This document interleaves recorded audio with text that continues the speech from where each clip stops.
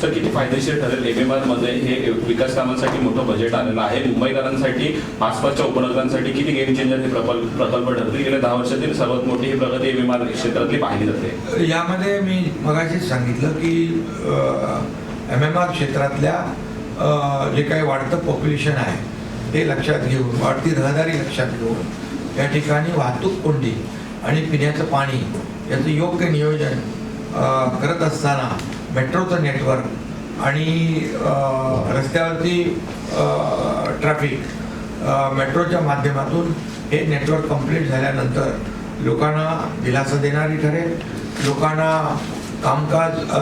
लोकांना कामाच्या ठिकाणी आपल्या ऑफिसमध्ये जाण्याची जे काही प्रवास वेळ आहे तो कमी होईल आणि लोकांची एफिशियन्सी वाढेल काम करताना आणि लोकांना लवकर घरी जाता येईल, लोकांना आपल्या परिवाराला जास्त वेळ देता येईल। त्यामुळे MMRDAचं जे मेट्रोचं नेटवर्क आहे, फ्लायओव्हरचं नेटवर्क आहे, डबल डेकर फ्लायओव्हर होत आहे।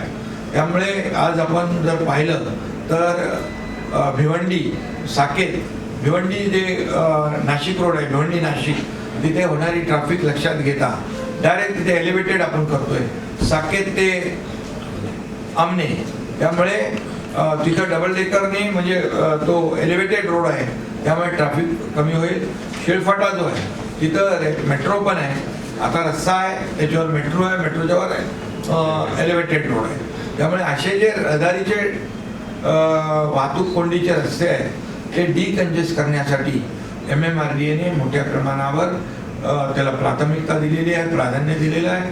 आणि बैठकीमध्ये मी त्यांना सूचना दिलेल्या आहेत की पूर्ण MMR मध्ये एक MMR वाहतूक कोंडी मुक्त करण्यासाठी एक विशेष एजन्सी नेमून हे संपूर्ण जे वाहतूक कोंडीची ठिकाणं आहेत ती वाहतूक कोंडी मुक्त झाली पाहिजे यासाठी एक स्टडी देखील करण्याचा आम्ही निर्णय घेतला आहे, त्याला देखील मान्यता दिलेली आहे।